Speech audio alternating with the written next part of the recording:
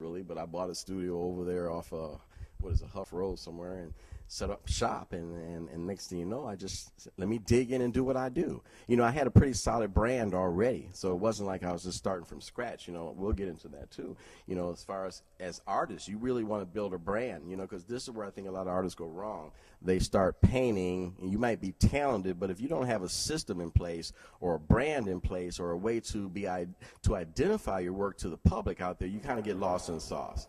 And I think that happens with any profession you're in, but especially in art. You know, you really, when I talk to young people, it's like really concentrate on your branding. And just like Daniel mentioned too, I kind of like, even though like you said, with technology today, people can take this, take that, but it actually has worked for me. When all the college students were downloading my work and hanging it up on their walls and everybody was stealing my stuff and putting it everywhere, it actually helped the brand. I never really got mad where some artists were getting upset about it. I'm like, no, this is free advertising for me.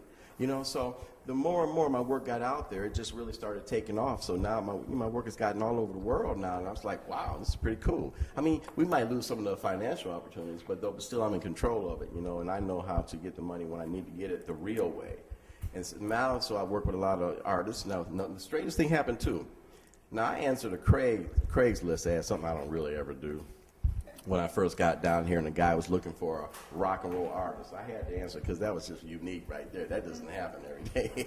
So I answered that, and the guy says, okay, I want to try you out on this. I want you to put your style of art I like on guitars. So I did it. I'm like, okay, what's going to happen here? Lord and behold, that has turned into something really big now because when I did the first guitar, it was actually for Robert Plant, you know, from Led Zeppelin. Yeah. And he autographed the guitar, and then what happened with my friend was he had stage 3 cancer, and he actually, you know, an organization called Music Cares actually helped him. They pay bills to musicians and people when they're going through tough times. So he felt that he wanted to give back in a way. So he had me do some art on the guitar, and then we get Robert Plant to sign it, and then it goes to a charity to raise money. Well, then all of a sudden this really started to work real big, and then the money went back to places like St. Jude's Children's Hospitals, Cancer Society, Music Cares organizations, and all of a sudden it was a big hit, like overnight. So he's like, Neal, this really worked out. We want you to do another one. Okay, now we're going to do something for Carlos Santana. Oh, okay, cool. He's getting better already. So we do that, and, you know, as soon as Carlos saw it, a picture of him with it here, as soon as he saw the guitar, he loved it so much, his management called me and said, hey, Carlos has to have an identical guitar made like right now. He loves the way you're doing things. So but what happened, and this is only less than a year ago. So since that moment happened, and here's the one thing you learn to do too with your art, we have learned that giving is a big part of a success story. I mean, we all think, oh, you just want money. No, it's bigger than that. You know, if you give first in a big way, if you put your work out there, like you say, you got to put it out there. Don't worry about the money at first. Just get it out there. You'd be surprised what the universe does with your work when it's just out there, free and from your heart, and not worrying about what you're going to make from it.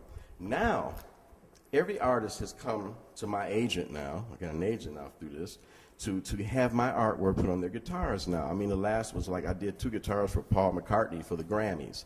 And then what else was some country artists. What was that? Yeah. I forgot. You know, I got to go through the whole list.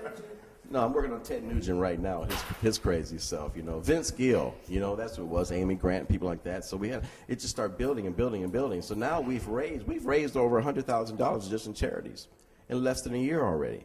And so now all the guitar companies are like, what is happening? We love what's going on with this, and now they're starting to support it. So what I'm saying, magic starts to happen in a way if you just believe in your work enough and just do it. Like he said, just put it out there. Just let it roll. Let it flow. It starts happening. So other than that, that's where we are right now. So right now I'm up to my neck and just doing guitars and things, something that I never thought I'd be doing, you know, but it's starting to grow into a much bigger world. So, I mean, I was a professionally trained artist, just like my partner here, and can go in many directions, but sometimes just let it go. Let the feeling come to you. It will guide you to where your art needs to really go. I mean, like even right now I'm working on a deal with, I think, what is it called, Sweet George's Juke Joint downtown, that we're going to do like little miniature guitars like this here. So we're going to probably be putting their little logos on the guitars. Y'all seeing something that's really confidential right now. Okay, but I've learned to also to once again make it into business where your art can be business, and we go into merchandising. I mean, so you'd be surprised where your art can really go if you stop and think about it for a minute.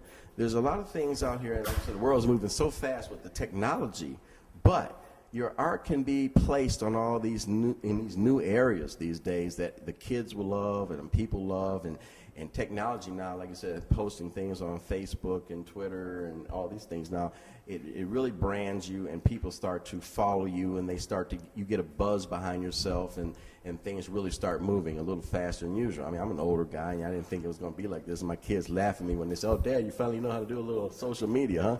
I'm pretty good at it now. You know, so I kind of do everything I do. Like tonight, we'll post pictures and put it out there. So people start to love the buzz of what you put out there. So my success has really come from not me just knowing how to do art. It's the point of just letting it flow. You know, just let the magic happen. And I mean, I fight myself and my friend Rita over there, don't I? Sometimes about, you get depressed sometimes, artists, you hear those starving artist terms. We ought to kill that person who came up with that one.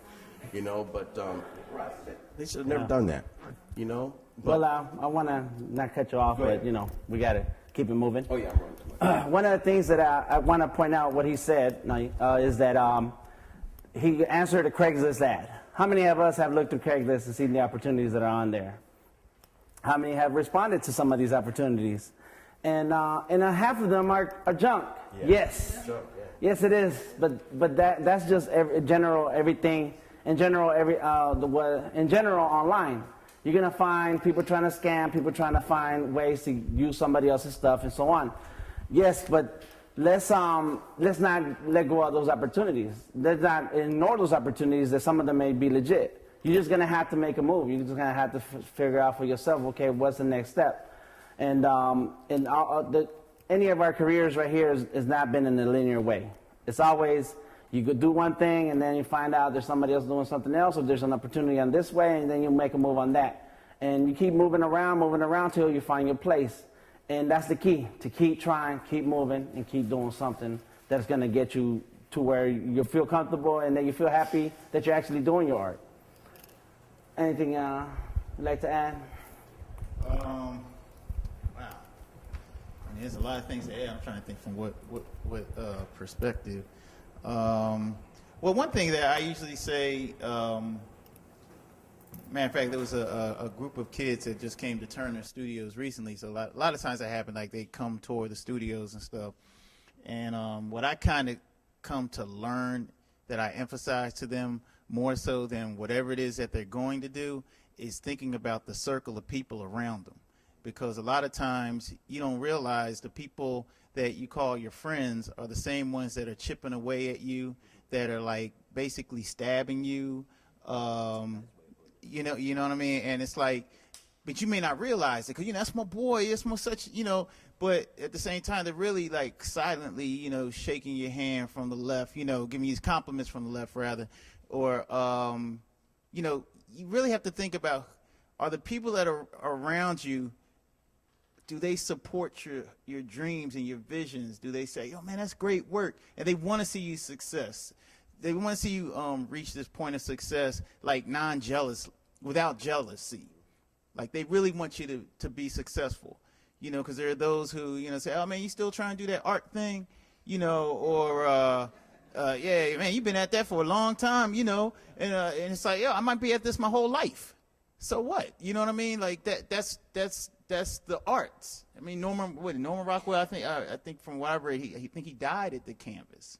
You know what I mean? And so, yeah, I'm going to be at this for a long time. But sometimes you have to be around people that understand who you are and what it is you're trying to do, and they're not trying to break you down. Because what happens, you may not realize this, but subconsciously, they're making you create doubt about your own ability. You may go back and be like, man, I don't know if I really want to do this. I don't know, such and such said this, that, the other thing, and then you start questioning yourself. But when you're around somebody else, at the point where you're questioning yourself, they're lifting you up. They're re-hyping you up on who you are, and then you go back and it's like, oh no, I'm amped now, and I'm coming up with something else.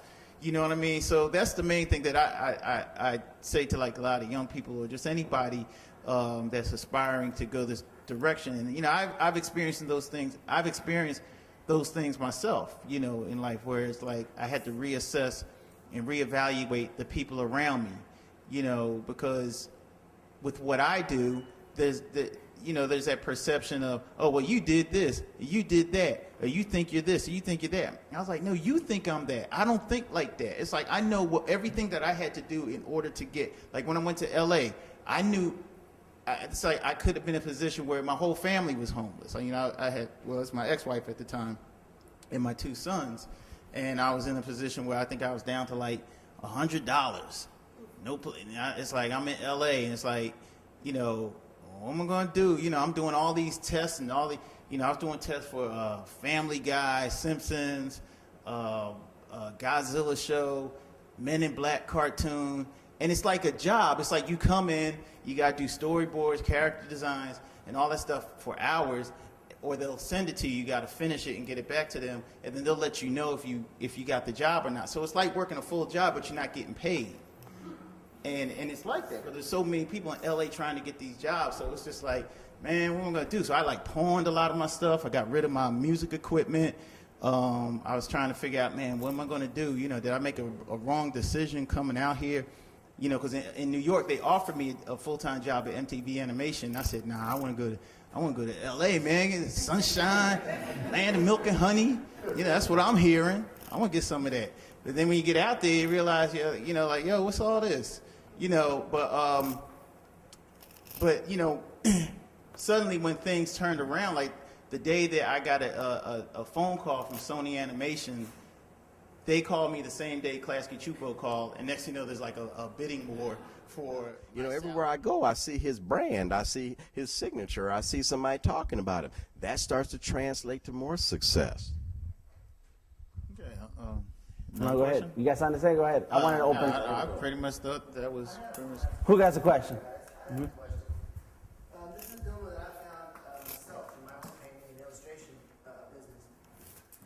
When I signed my paintings, I was raised on comic books. I was raised on graphic design, and so up until this point, I've been signing all of my paintings with my initials, like a little comic essentially, like MD, and that's it. It's a pretty simple signature. Anybody can basically copy it. And what made me think of this is what you just said, but they have my original signature on there. And it's like when a signature is something that's simple enough where you can just sign, they can always copy it in a sense. Like somebody decided they wanted to copy it. From your experience as a fine arts painter, would you suggest that I start signing all my paintings with my full name? How do you sign your work? What are you supposed to sign it That's with? actually a great question. That's a great question. Because I know your style is also part of your signature as well. It sure is. Some arts are very diverse. It took. Fields that I work in that have different kind of aesthetics. Yes, once again, it's going to be, when you get to that level now of getting into the galleries and the museums and those higher levels, we didn't even discuss that yet. We need to go there. Now the authenticity of who you are is very important, okay? So now they want to know that, this really is Miles Davis over here, and this is the medium he uses, and this is his real signature, not initials, okay? I don't think there's any real artists that really made it big that just did initials. I don't think. They always. For real? I like to do with my initials. No. It work. I see where you say it's cool with the comic stuff, but if you really want to go to another level, people are buying your signature. People are going to brag about, I got the real signature.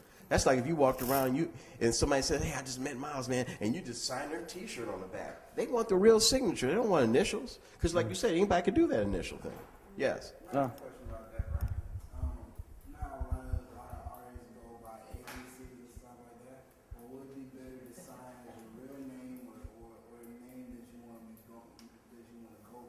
Do you sign your name? You sign your real name, or do you sign a nickname? You can do either or, but be consistent. Once you pick one, stay with it. I mean, it took me years to develop a signature that I liked, that flowed real good, because I'm thinking ahead. I'm like, geez, if I ever have to sign 1,000 things at once, you want to be able to want to do it, you know?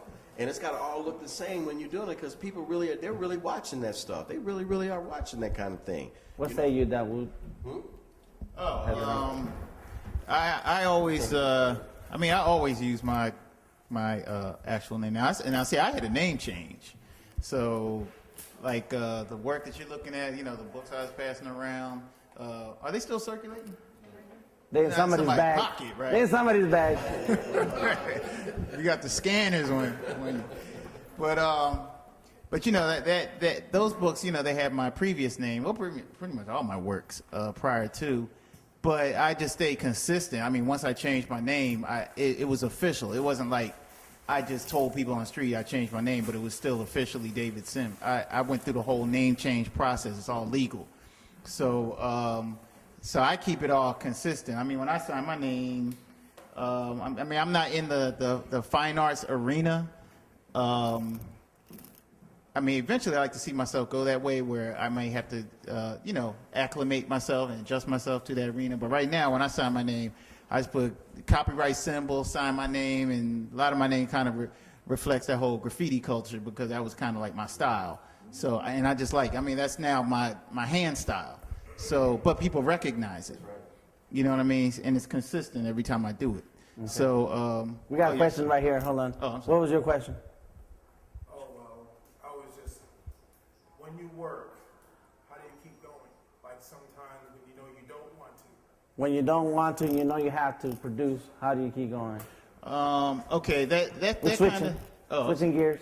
That's all. Oh yeah, no, that's cool. Actually, that's a good one too because I do go through that a lot.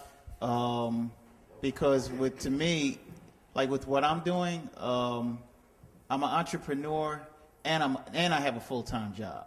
So just working on Big City Entertainment, I'm working on a graphic novel. It's like a 300-page graphic novel that the fan base has been waiting on for 15 years. So that's a lot of pressure. At the same time, what comes with that is all these other components. Like people say, hey man, you gonna update your website? That's a job for one. That's a job. You know, well, you need to get your books. You need to get your books in Barnes and Noble. You need to get your. I mean, and the thing is, I've worked on all those things. And people say, you need to do this, you need to do that, you need this. And it's not like I don't want to do it. I'm doing all this stuff by myself. So it gets overwhelming sometimes because what they're saying I'm agreeing with, and then you might be sitting in your space like, dag, man, you know, it's a lot of work. You know what I mean? And then so the challenge is there to like, man, you know, should I do this or just keep working my regular job? Because it's overwhelming. But then what happens is, like I just got back from New York. I did a Brother Man art exhibition where I showcased the original art from 15, 20 years ago. Every time I do these events, I mean, I'm telling you, grown men in tears. And I mean, they're talking about how this book changed their life. When I was in Philly the week before that, this one brother came up and he said, I got out of gangs because of your book. He said, I never seen my image projected the way you guys projected in the book, and it gave me like another direction to go into, and how you work with your family. You know, it kind of so what it's like, and then they say, you know, when the graphic novel going to come out? You can't just leave that and say, I know, well, it ain't gonna come out, man. You know, it's like it's gotta come out. It's gotta. You know what I mean? So to me, it's like, you know, and I'm just saying that's in my case. So what is, you have to find that drive. Like, why are you doing what you're doing? You know what I mean? Are you doing it because you're just trying to get paid? Because the money ain't coming in, you're going to quit. If there's a mission behind what you're doing, like say, I'm doing something because children are getting molested, and I'm creating artwork that's creating awareness for it, and it's like, well, you know, I'm not making enough off of it. Let me do something else. Then it's like, were you really all about that, or was it you was just trying to make money? So sometimes it's like we have to overcome this overwhelming sensation by tapping into our spiritual self. You know, you may have to do some meditation, do some exercising, martial arts, or something like that. That'll kind of open you back up, get you centered right. You know what I'm saying? And then was it a real deadline? Was it a real deadline? Say it again? Was it a real deadline you were under, maybe? Oh, no, it was just... You just mean in general. Okay. Yeah, I'm speaking in general, because to me that comes and goes. Because there's days I'm amped up, and there's some days where I'm just not feeling it, and I feel like I haven't created anything today. So I feel like I'm behind schedule. You know. Little tricks that you use to push yourself through that lull where you're just like, I just want to sit on the couch and I just want to watch TV and I don't want to do anything. Yeah, I know what you mean. I got a trick for that. I sit on the couch. What? Anything that you want to do, like a show or any type of publication, have you ever sought sponsorship, and how you go about doing that? Are you asking him or me? All right, well, he's going to answer first. What is it? No. Well, What I you was got going to to say, pull it out yourself. No. Being realistic, like for instance, right now I got all these ideas swimming around. I mean, there was a major article that came out on me in the Atlanta Journal-Constitution just a month ago on me. Big 2-page story. Very good. I had some real big clients come after me after that. So I got this pending. I'm waiting for certain phone calls to be made. And actually, I have not. Don't tell anybody. I have not painted anything in my studio for about a month and a half now. I've actually just been relaxing, waiting to just get ready for what's about to happen. You know, I don't want to get burned out. Nobody says we have to constantly go paint. Because I know some artists that paint night and day. And the guy is so burned out when I see him every day. I'm wondering, you just missed out on all life. You don't have to kill yourself. Just be prepared and ready. I'll piggyback on what you're saying. It's like your body, you have to work in cycles. Yeah. Right. Yeah, absolutely. So there's nothing wrong with just saying, I don't feel like painting right now. I'm just going to go do something else and relax and take care of myself. Yes, ma'am. Public art opportunities, I've been really just pressing, trying to get in this public art realm. And on the applications, they're saying things like, what's the highest you've been commissioned to do and that kind of thing. Oh, yeah. I'm like, man, I'm faster than these other jokers that you're paying $150,000 for. Like, how do I sell myself without, you know what I'm saying, without just putting it out there, you know what I'm saying? It's not on the street. They almost make it impossible. I know what you're saying because I've done the same thing in Cleveland. I've done a lot of public art before I left, big murals on the streets in certain neighborhoods. But the application, the way they put it to you, it's almost like, well, dang, I haven't done that yet. I'm trying to get in, but I haven't done that yet, right? And when they ask you what's the big, right, they always ask you what's the biggest problem. I'm doing pro bono. Is that wrong to do pro bono? Like to do walls, not pro bono, they're paying for materials. I know. To get a wall that's of that size and that magnitude to say, look, I can do this. Sometimes you got a little fluff in there, You're doing a nice thing, and I know what they're after. I don't know why they got to constantly ask artists, what was the most you made? It's not like they're going to pay you that. Because, so why even ask me that question, The people that they're picking are like so sponsored. It's like they're not even artists. It's like they're like McDonald's companies. Yeah. They're like, So how's your question go, Justin? like it in here. Sponsorships, have you sought sponsorships for any type of shows or any publications? And if you've done that, how would you go about it? Yeah, like right now, something, How do you find sponsorships and how do you look for sponsorships? That's also similar to where you're trying to get the materials or money so you can continue doing the arts and continue doing the work you want to do. So how do you go about those things if you have them? It's the strangest thing. It's not like you actually find them. They actually find you. Okay? They always are looking for something hot, new, and what's happening around town. It's funny, once again, psychology, the more you push to try to get it, they ignore you. But then if you ignore them, then they want you. Okay? Everything seems to work in this weird reverse thing. Okay? So if you're doing a good product out there, they will find you. They got people who are watching. You'd be surprised who's watching you. Okay? And who's passing your name along. And then eventually a sponsor will come to you. Because like right now, when I first started painting Paint Out Loud, I was very strategic. Every photograph I took, I had a logo on somewhere. Or I had a paint can that had Sherwin-Williams on it. I knew that all this is going to come in play somewhere down the road. Okay? So it was very strategic. Nothing was random that I did. Okay?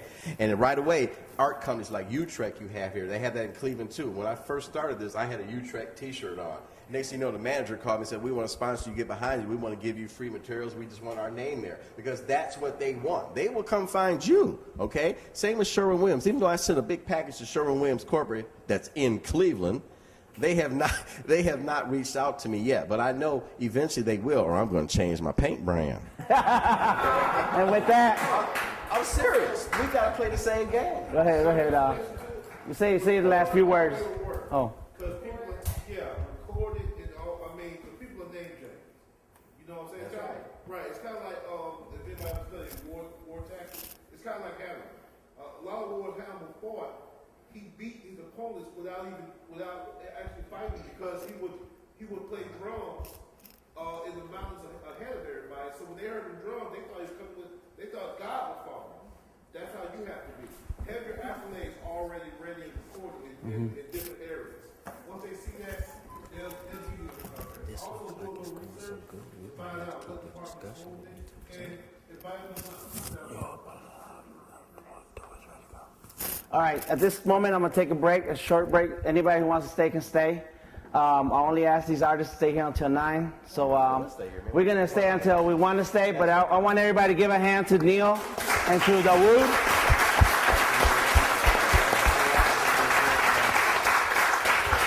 Make sure you tweet and thank this one of our sponsors for the space, Hypepotamus. If you tag it TBCATL, we'll see it and they'll make sure they see it.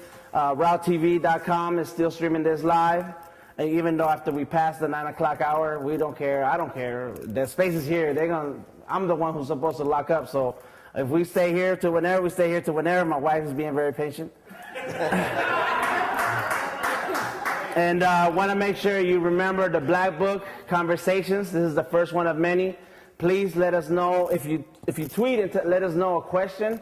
We'll make sure we find the answer, or at least have it for the next time, for the next Black Book. Are you going to post it on YouTube? And all this streaming live is going to be cataloged and be available at RouteTV.com.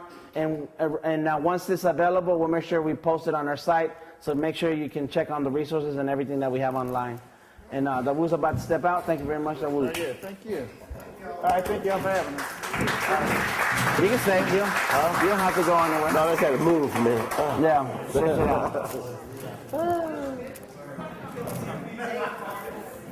Dawud.